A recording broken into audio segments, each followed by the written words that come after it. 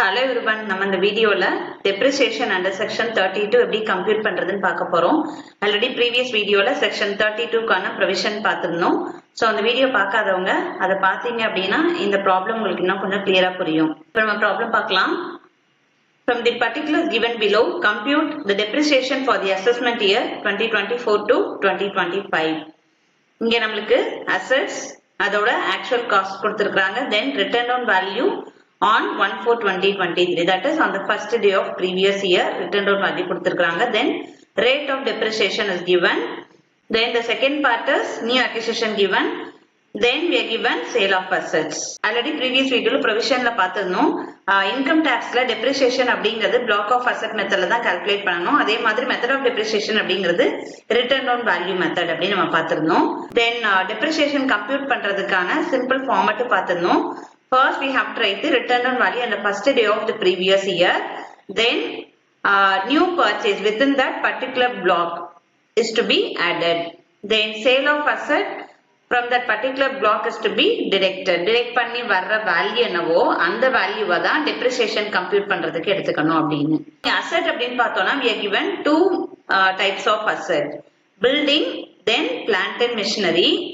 So இதையுமே நம்ம block அப்படிங்கறது எப்படி பிரிக்கணும்னா ஒரே percentage applicable asset ஒரு block அப்படின்னு நம்ம பிரிச்சுக்கணும். இப்ப building குள்ள இப்ப நான் இங்க எழுதி இருக்கேன், ரெண்டு block எழுதி இருக்கேன். building block 1 5%, block 2 10%.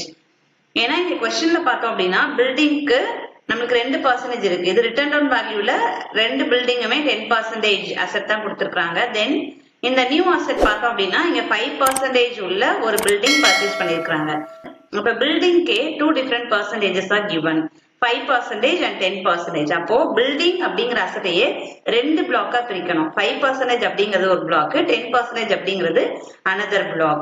சோ இப்ப 5% அப்படின்னு எடுத்துட்டோம்னா 5%க்கு பிகினிங் ஆஃப் தி இயர்ல எந்த அசெட்டும் இல்ல. ஏன்னா இங்க கொடுத்திருக்கிற ரெண்டு பில்டிங்குமே 10% தான். சோ இந்த 5% அசெட்டுக்கு ரிட்டர்ன் டவுன் வேல்யூ அப்படிங்கிறது nil. Then addition within that particular block is to be added. இப்ப அடிஷன் அப்படிங்கிறது நியூ பர்ச்சேஸ். இப்போ இங்க கொடுத்திருக்காங்க நியூ பர்ச்சேஸ் பில்டிங்கானது ரெண்டு பில்டிங் பர்ச்சேஸ் பண்ணிருக்காங்க. பில்டிங் 3க்கு 10% depreciation applicable, பில்டிங் 4க்கு 5%. அப்போ இந்த பில்டிங் 4 இந்த பிளாக்குள்ள சேர்க்கணும். அப்ப இந்த பிளாக்குள்ள என்ன அசெட் இன்க்ளூட் ஆயிருக்கு அப்படின்னா building 4.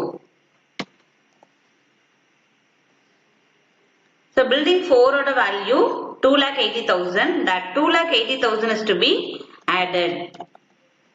Then sale of asset if any within that particular block is to be deducted. இப்போ இந்த 5% blockல நமக்கு இருக்குது ஒரே ஒரு asset தான் building 4. அந்த building 4 வந்து சேல் ஆயிருக்கு அப்படி நம்ம பார்க்கணும். சேல்ல இந்த பிளாக்கான asset எதுவுமே இல்ல. அப்ப sale of asset அப்படிங்கிறது nil. இந்த பிளாக்குக்கு there is no sale.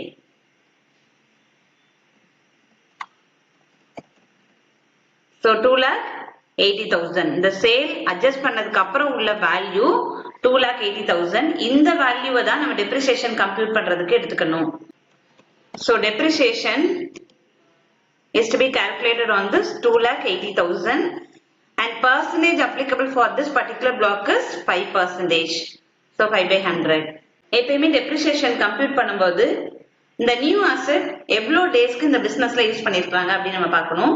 provision already பார்த்திருந்தோம். less than 180 days அப்படின்னா half years depreciation. அதுவே வந்து more than 180 days இந்த பிசினஸ்க்கு asset யூஸ் பண்ணிருக்காங்க அப்படின்னா full year depreciation அப்படி நம்ம பார்த்தோம். இப்போ இங்க எல்லா அசெட்க்குமே ஒரே டேட் தான் இன்ஸ்டாலேஷன் கொடுத்திருக்காங்க.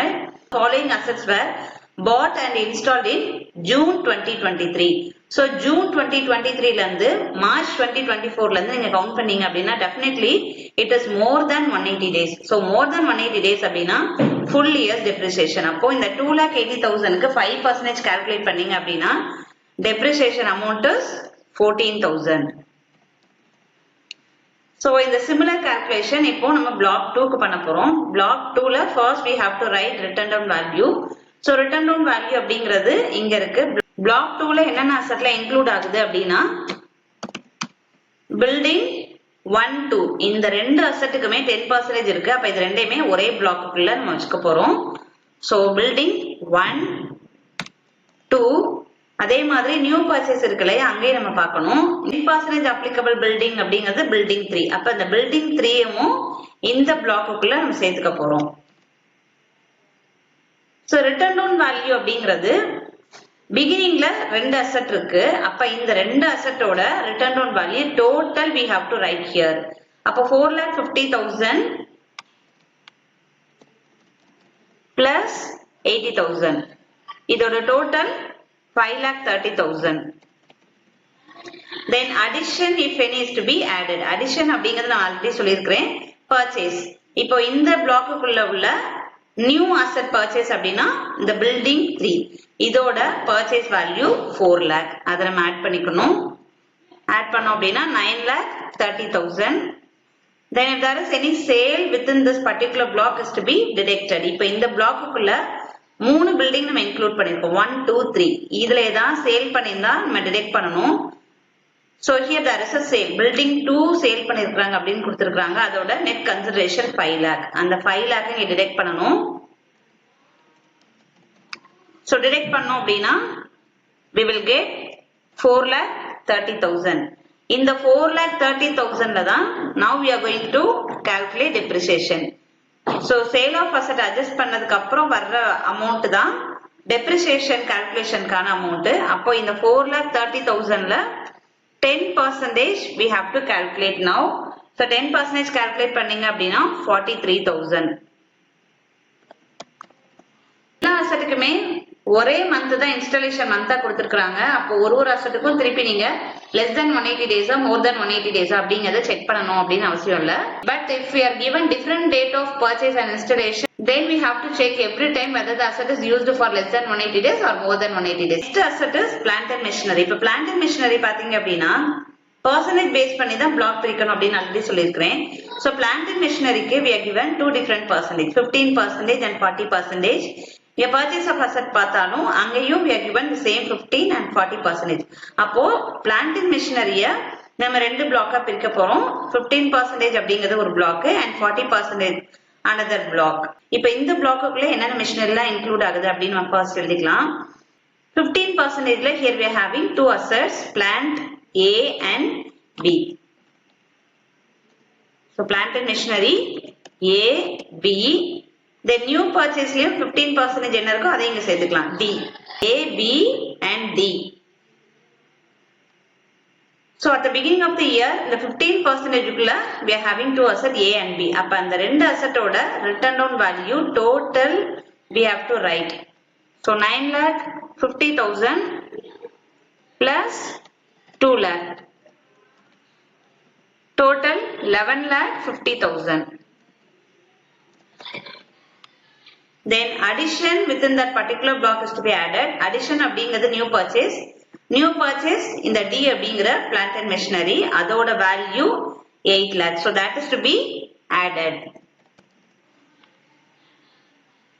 Add பண்ணோம் அப்படின்னா 19,50,000. Then if there is any sale within that particular block is to be deducted. இப்போ இங்க நம்ம மூணு machinery வச்சிருக்கோம் A, B and D. இப்போ இதுல ஏதாவது சேல் ஆயிருந்துச்சு அப்படின்னா அதை டிடெக்ட் பண்ணணும். Here there is a sale. Plant B sale பண்ணிருக்காங்க. இந்த பிளாக்குக்குள்ள உள்ளது 8,50,000. அப்போ அந்த 8,50,000 டிடெக்ட் பண்ணணும். So டிடெக்ட் பண்ணோம் அப்படின்னா we will get 11 lakh. So இந்த 11 lakh தான் depreciation calculationக்கான value. So depreciation 11 lakh into 15%. 15% calculate பண்ணீங்க அப்படின்னா 1,65,000. So இந்த பிளாக்குக்கான depreciation 1,65,000. Similar calculation we have to do for the next block also. Next block அப்படிங்கிறது plant and machinery 40% depreciation உள்ள assets. அப்ப 40% depreciation உள்ள assets எதெல்லாம் இருக்கு அப்படிங்கறத நீங்க first எழுதிக்கலாம். At the beginning only one asset, plant C. அப்போ இந்த பிளாக்குக்குள்ள இன்க்ளூட் ஆகுறது plant and machinery C. Then new purchase பார்த்தோம் அப்படின்னா 40% குள்ள ஒரே ஒரு asset purchase பண்ணிருக்காங்க plant E. அப்ப அதையும் இந்த பிளாக்குக்குள்ள நம்ம சேர்த்துக்கிறோம். So இந்த பிளாக்குக்குள்ள இன்க்ளூட் ஆயிருக்கிறது ரெண்டு plant and machinery C and E. So return on value at the beginning of the year, plant C ஓட return on value 3,10,000. 3,10,000. Then new purchase. In the block new purchase plant E, அதோட purchase value 1,60,000. So that add பண்ணோம் அப்படின்னா 4,70,000. Then sale of asset within this particular block is to be deducted. So இந்த block include ஆயிருக்கிற machinery, ரெண்டு machinery CNE. இப்ப இதுல ஏதாவது sale பண்ணினோம் அப்படின்னா we have to deduct now. So இதோட sale value 5 lakh. 5 lakh. So deduct பண்ணோம் அப்படின்னா we will get negative figure 30,000. நான் ஆல்ரெடி சொல்லியிருந்தேன் இந்த சேல் ஆஃப் அசெட் அட்ஜஸ்ட் பண்ணதுக்கு அப்புறம் இந்த இடத்துல என்ன வேல்யூ வருதோ அதை தான் டெப்ரிசியேஷன் கால்குலேஷனுக்கு எடுத்துக்கணும் அப்படின்னு. இப்போ இங்க நெகட்டிவ் வேல்யூ வந்துச்சு அப்படின்னா அப்போ depreciation applicable for this particular block is nil. ஏன்னா நெகட்டிவ் வேல்யூல எப்பயுமே நம்ம டெப்ரிசியேஷன் கால்குலேட் பண்ண முடியாது. டெப்ரிசியேஷன் எப்பயுமே நெகட்டிவ் வேல்யூவா இருக்கவே முடியாது. அதனால டெப்ரிசியேஷன் கால்குலேட் பண்ண வேண்டிய வேல்யூ நெகட்டிவ்ல வந்துச்சு அப்படின்னா டெப்ரிசியேஷன் அப்படிங்கிறது நில் அப்படின்னு தான் எழுதணும். So நம்மளுக்கு क्वेश्चनல கொடுத்திருந்தா எல்லா அசெட்டையும் கன்சிடர் பண்ணி we have calculated depreciation. So இந்த வீடியோல பார்த்த இந்த ப்ராப்ளம் உங்களுக்கு கிளியரா புரிஞ்சிருக்கும்னு நினைக்கிறேன். நெக்ஸ்ட் வீடியோல டெப்ரிசியேஷனுக்கு இன்னொரு ப்ராப்ளம் பார்க்க போறோம். Thank you for listening.